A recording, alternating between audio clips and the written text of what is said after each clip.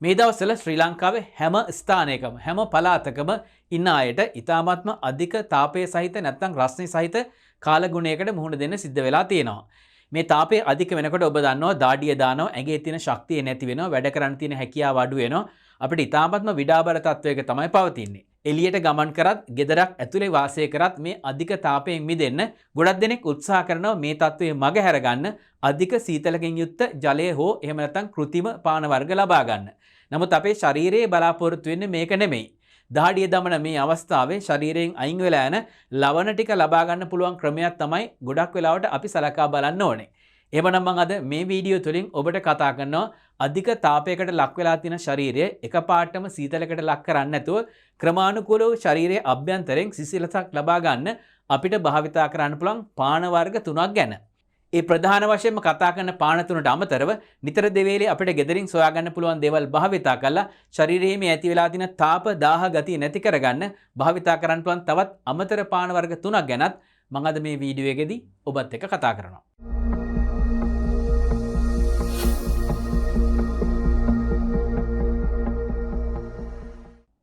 රස්නේ සහ දාඩියේ නිතර පිට වෙන අවස්ථාවකදී පානයක් කියපු ගමන්ම අපිට මතක් වෙන්නේ තැඹිලි. ඔව්, ඔබ ඉතාමත්ම නිවැරදි. ඇත්තටම තැඹිලි ගෙඩියක් පානය කරනවා කියලා කියන්නේ ආටිෆිෂල් ස්පෝර්ට් ඩ්‍රින්ක් එකක්. එහෙම නැත්නම් ක්‍රීඩාවේ ජවය වර්ධනය කරන්න භාවිතා කරන පානයකටත් වඩා වැදගත් දෙයක්. සෝඩියම්, පොටෑසියම්, මැග්නීසියම් වගේ ගොඩක් ලවණ වර්ග ඒකේ අන්තර්ගත වෙලා තියෙනවා. විශේෂයෙන්ම ඔබ වැඩිහිටියෙක් නම් දියවැඩියාව ප්‍රෙෂර් එක වගේ තත්ත්වයන්ොත් ඔබ පෙළෙනවා නම් මතක තියාගන්න බොහෝ දෙනා පෙළඹ වෙන්නේ පැණිරසකින් යුක්ත තැඹිලි ගෙඩියක් පානය කරන්නේ. නමුත් ශාරීරික අවශ්‍යතාවය තියෙන්නේ ඒක නෙමෙයි මේ අවස්ථාවේ. දහඩියත් එක්ක පිට වෙලා ගිය ලවණ ටික ජලයත් එක්ක වැඩිපුර අවස්ථාවකින් අපිට ලබා ගන්න තමයි අපි ශරීරයට උදව් කරන්න ඕන. ඒ අවස්ථාව වඩාත් හොඳින් සපුරලා දෙන්නේ පැණි රසෙන් අඩු, ලුණු රසෙන් වැඩිපුර තියෙන තැඹිලි ගෙඩියක් පානය කරොත් එහෙම ජලයේ අවශ්‍යතාවයත් ලවණවල අවශ්‍යතාවයත් ඉතා හොඳින් අපිට ලබා ගන්න පුළුවන් කියලා කියන එක අමතක කරන්න එපා. මේ වගේ කාලයට ගැලපෙන වගේම එදිනෙදා ඔබගේ සෞඛ්‍ය තත්ත්වය නගා හිටවන්න වැදගත් වෙන විද්‍යාත්මක වගේම අපේ දේශීය කරුණුත් ඔබ වෙතට රැගෙන එන එකම නාලිකාව තමයි ෆුඩ් බොඩි මයින්ඩ් කියලා කියන්නේ. තාමත් ඔබ අපිත් එක්ක එකතු වෙලා නැත්නම් පහළ තියෙන subscribe button එක ඔබලා අපේ මේ channel එකත් එක්ක එකතු වෙන්න කියලා අපි ඔබට ආරාධනය කරනවා.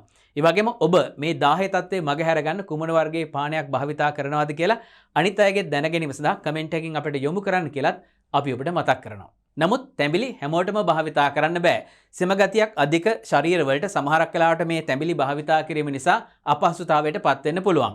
ඒ වගේ අයටත් ඉතාමත්ම හොඳ අවස්ථාවක් තියෙන පානයක් තමයි අපි කියනවා බටර් මිල්ක් කියලා. මේ බටර් මිල්ක් කියලා හඳුන්වන්නේ විශේෂයෙන්ම ද්‍රවිඩ ජනතාව නැත්නම් අපේ ලංකාවේ ඉන්න දමිළ ජනතාව වැඩි හරියක් භාවිතා කරන පාන වර්ගයක්. ඒ කියන්නේ ද්‍රව්‍ය තත්වයට පත් කරපු යෝගට් පානයක් තමයි මේ භාවිතා කරන්නේ. කඩේ තියෙන යෝගට් ඩ්‍රින්ක් එක නෙමෙයි. මොකද ඒක ඉතා අධික සීනි ගතියක් තියෙන නිසා අපි බලාපොරොත්තු වෙන දේ එතනදි සිද්ධ වෙන්නේ නැහැ. ඔබ කරන්න තියෙන්නේ සීනි ගතිය ඉතා අඩුවෙන් තියෙන යෝගට් එකක් වැඩිපුර ජලයත් එක්ක කලවම් කරලා ඒකට ලයිම් එහෙම නැත්නම් දෙහි යුෂ පොඩ්ඩකුත් ඒ වගේම අපිට එකතු කරන්න පුළුවන් කහ ස්වල්පයකුත් ඊට අමතරව මේකට ලුණු ස්වල්පයකුත් එකතු කරලා හොඳින් කලවම් කරලා අපිට පානය කරන්න පුළුවන්.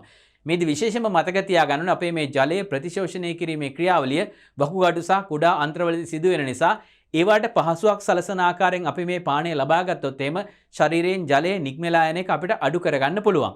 එතකොට මේ බටර් මිල්ක් හරහා අපිට ඊටාත්ම gut healthy. ඒ කියන්නේ අපේ ආහාර මාර්ගයට වඩාත්ම හොඳින් සලකන බැක්ටීරියා සහිතව, ඒ වගේම ලවණ සහිතව ලබා ගන්න පුළුවන් ද්‍රාවණයක් නිසා ඊටමත් හොඳ පානයක් හැටියට අපිට මේ බටර් මිල්ක් හඳුන්වලා දෙන්න පුළුවන්.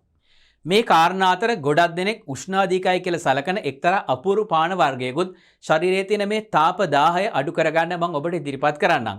හැමෝටම හැමතිස්සෙම තැඹිලි හොයාගන්න නැහැ. ඒ වගේම බටර් මිල්ක් කියලා කියන එකත් හදාගන්න පොඩි කාලයක් ඒ වගේම වෙහෙසක් දරන්න වෙනවා. නමුත් මම මේ ඊළඟට කියන ලයිම් වෝටර් ඉතාමත්ම පහසුවෙන් ගෙදරදී හදාගන්න පුළුවන්. සාමාන්‍ය කාමර උෂ්ණත්වයේ හෝ මද සිසිලසක් තියෙන ජලයේ වීදුරුවක් අරගෙන දෙහි බෑයක ප්‍රමාණයේ දෙහි යුෂ හෝ එහෙම නැත්නම් ඒකට ආසන්න ප්‍රමාණයකට දෙහි බිඳු කීපයක් එකතු කරලා මේකට අපිට තවත් එකතු කළ යුතුයි ඉතාමත්ම ස්වල්පයක් ලුණු. මේ ලුණු ඇත්තරම හිමාලයන් සෝල්ට් නම් වඩාත්ම සුදුසුයි. මොකද ඒකේ සෝඩියම් ක්ලෝරයිඩ් වලට අමතරව තවත් ලවණ අන්තර්ගත වෙන නිසා. ඊට අමතරව අපිට සීනි ස්වල්පයක් හෝ මීපෙනි හැන්දක් මේකට එකතු කරලා හොඳින් කලවම් කරලා පානයට ලබා ගන්න පුළුවන්.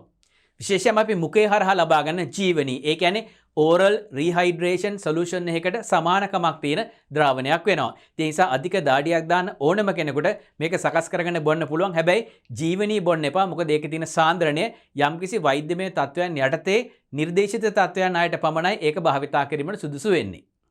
උණුසුම අධික කාලයට වඩාත්ම බීමට සුදුසු තවත් පාන වර්ගයක් තමයි දිවුල් පානය කියලා කියන්නේ. අපි හිතනවා දිවුල් කියලා කියන්නේ උෂ්ණාධික පානයක් කියලා. නමුත් මේ වියලි කලාපවල ඒ කාලයට මේක හැදෙන්නේ මිනිසුන්ගේ තියෙන ශරීරයේ තාපය පහ කර හරින්නද කියලා මම දන්නේ නැහැ. දිවුල් ටිකක් අරගෙන ඔයගලන් දන්නා වතුරට දාලා ඒක පල්ප් එකක් නැත්නම් මිශ්‍රණයක් හැටියට සකස් කරගත්තට පස්සේ හකුරු හෝ සීනි පොඩ්ඩකුත් මේකට එකතු කරගන්න පුළුවන්. ලුණු ටිකක් එකතු කරාට පස්සේ අපිට මේක හොඳ පානයක් හැටියට සකස් කරගන්න පුළුවන්. මේකෙන් අපිට ඉතා හොඳ තන්තු ප්‍රමාණයක් ලැබෙනවා. ඒ වගේම ඉලෙක්ට්‍රොලයිට්ස් ඒ කියන්නේ මිනරල්ස් අපිට ලබා ගන්න පුළුවන්. ඒ වගේම ඉහළ ඇන්ටිඔක්සිඩන්ට් ප්‍රමාණයකුත් මේකේ තියෙන නිසා මේක ඉතාමත්ම හොඳ පානයක් මේ කාලෙට භාවිතා කරන්න. අමතරව සඳහන් කරන්න තවත් පාන වර්ගයක් තමයි බොහෝ වෙලාවට අපේ පැරැන්නන් නිතර භාවිතා කරා. ඒක තමයි බාර්ලි වතුර. බාර්ලි ටිකක් අරගෙන වතුරට දාලා තම්බලා ඒක පෙරලා අරගත්ත ද්‍රාවණයට අපිට පුළුවන් කලින් වගේම කැමති නම් සීනි ස්වල්පයක් විශේෂයෙන්ම ලුණු ස්වල්පයක් එකතු කරලා පානයට ලබා ගන්න. විශේෂයෙන්ම වකුගඩු ආශ්‍රිතව හොඳ ජලය පෙරීමේ තත්ත්වයක් ලබා ගන්න මේ බාර්ලි පානය ඉතාමත්ම සුදුසුයි කියලා පැරණන් විසින් හඳුනගෙන තිබුණා. අමතරව සඳහන් කරන්න තියෙන පාන වර්ගවල තවත් එකක් හැටියට මට හඳුන්වලා දෙන්න පුළුවන් බෙලි මල් වතුර. විශේෂයෙන්ම ශරීරයේ තියෙන මේ දාහ තත්ත්වය මගහැර ගන්න බෙලි මල් පානය ඉතාමත්ම හොඳ දෙයක් කියලා ඔබට මේ වියලි කලාපයේ සංචාරය කරනකොට ඒ වගේම සිද්ධාස්ථාන වෙත යනකොට අත්දකින්න ලැබිලා තියෙනවා. ඒ වගේම මතක තියාගන්න විශේෂ කාරණය තමයි මේ දාහ තත්ත්වයේ මගහැර ගන්න ඔබ ගොඩාක් වෙලාවට පානය කරන්න උත්සාහ කරන අධික සීතලකින් යුත් නොයෙකුත් ආකාරයේ කැෆේන් අන්තර්ගත වෙලා තියෙන පාන වර්ග, නොයෙකුත් ආකාරයේ කෝලා ඩ්‍රින්ක්ස් වර්ග, ඒවා තියෙන කැෆේන් නිසා අපේ ශරීරයේ අභ්‍යන්තරයෙන් තාපය නැත්නම් ශක්තිය ජනනය කිරීම උද්දීපනය කරන නිසා ඒකේ තියෙන සීතල ගතිය පහව ගියාට පස්සේ තව තවත් අපහසුතාවයට ලක් වෙන නිසා ඒ වගේම සීනි අධික ආහාර ගත්තාමත් ඒවායේ දහන ක්‍රියාවලියට මේ තාපය නිෂ්පාදනය කරන්න උදව් කරන නිසා ඒ වගේ පාන වලින් ශරීරයට මේ ඇති වෙලා තියෙන අපහසු තත්ත්වයේ తాවකාලිකව මගහැරුණාට දීර්ඝකාලීනව ඔබට වෙනත් ලෙඩ රෝග වලටත් ඒක බලපෑමක් ඇති කරන නිසා හැකිතරමක් ඒ වගේ දේවල් වලින් වැළකී සිටින්න මේ කාලේ මතක තියාගන්න ඕන.